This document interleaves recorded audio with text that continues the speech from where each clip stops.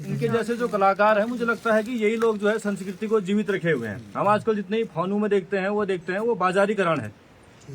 वो इसलिए है क्योंकि हम ये देखते हैं कि वो लोग बाहर बड़े शहरों में, दिल्ली, हल्द्वानी या फिर देहरादून में रह के उसका प्रचार प्रसार कर रहे हैं। उनको केवल अपना ही फायदा होता है उनका, लेकिन ये अपने स्वार्थ सुखाय के लिए करते हैं। इनको ये नहीं होता है कि मतलब मुझे इससे फायदा मिलेगा, ये मिलेगा।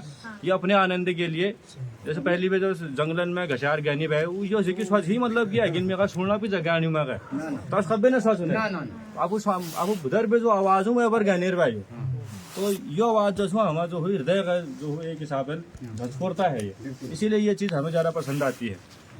तो मैं पुष्पा गुरुंगा जी से अनुरोध करूंगा कि कुछ न्योली और उसके बाद कुछ छपेली और उसके बाद सांसरी के कुछ अंश हमें सुनाए जी।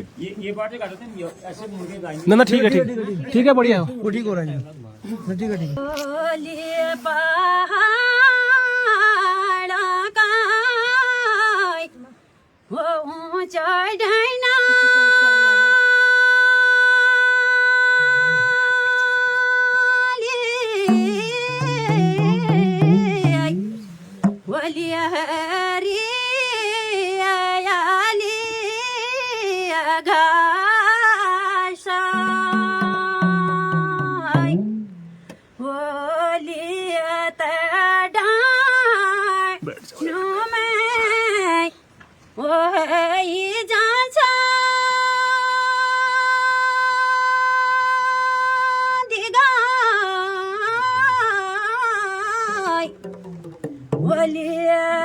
देवी यूं का